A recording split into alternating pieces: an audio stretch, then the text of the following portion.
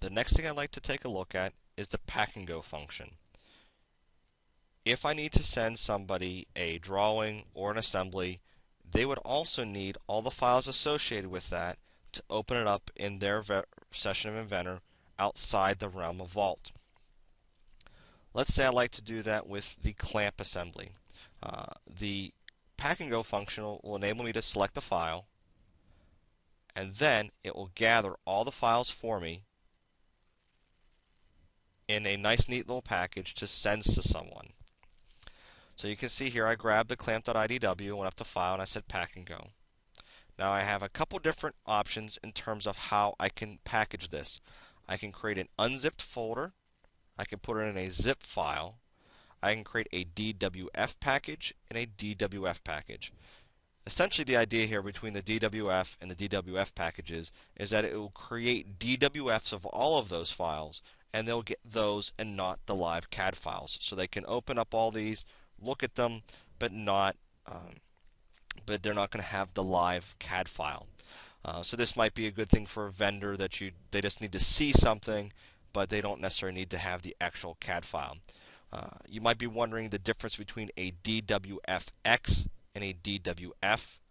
DWFX gives you the ability to open it in Internet Explorer 7 or newer. So let's say I decide I want to send a zip file in this scenario. You can see here I can choose what version to send. It's going to send the latest. I can decide to send it to a destination folder, include it in an email, or maybe publish it to SharePoint. Now, SharePoint is directly integrated with Vault Professional, and that's the version I'm using here, so that's why I would see that. And a normal base Vault user would not see that. The output structure here, I have the ability to put it all in a single folder, or keep the structure that I have here. And maybe I like to keep the structure that I have here. So I'm going to go ahead and say OK. So since I selected destination folder, it's going to basically ask me where I'd like to put this. I'm going to go ahead and send it out to my desktop. There's my clamp zip. Save this.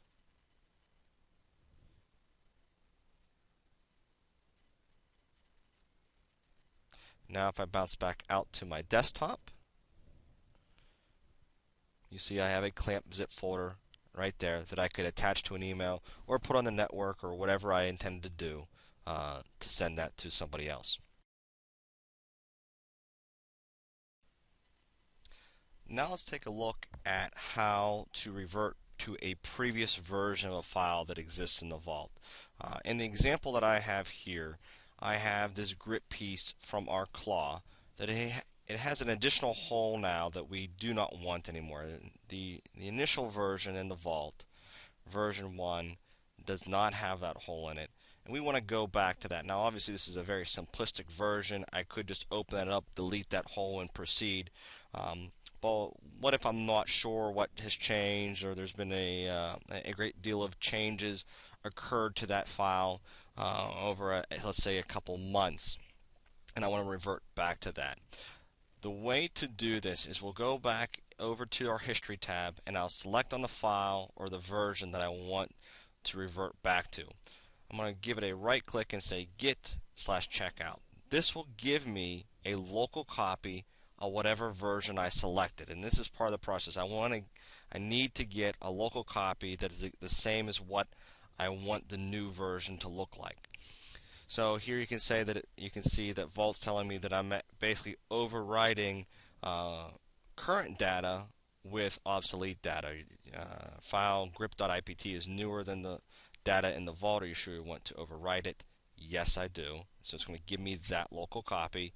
You can see that up here, once it refreshes, that I have an icon here telling me that my local copy is out of date. And that's fine. I know that's part of the process here. So I'm going to right click on this, do a Git/checkout. This will give me the ability to get permission to check this file out, or control this file. So what I'm going to do here is I'm going to expand this box and tell it not to download the most recent version when I check it out. So I'm checking this box to say checkout, and I'm using this setting here to tell it not to give me the latest version, because if I did not do that, When I check the file out, it would give me the latest version, overwriting the previous version I just downloaded. Now that I've done that, I'll go over to Inventor, open the file up,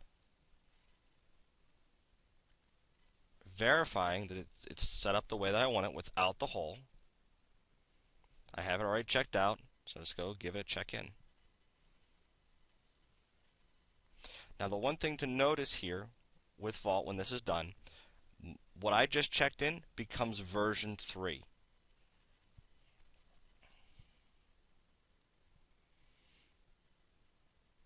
What I just checked in becomes version 3. Version 2 is still there. For some reason I need to go back to that at a later time. I can do that.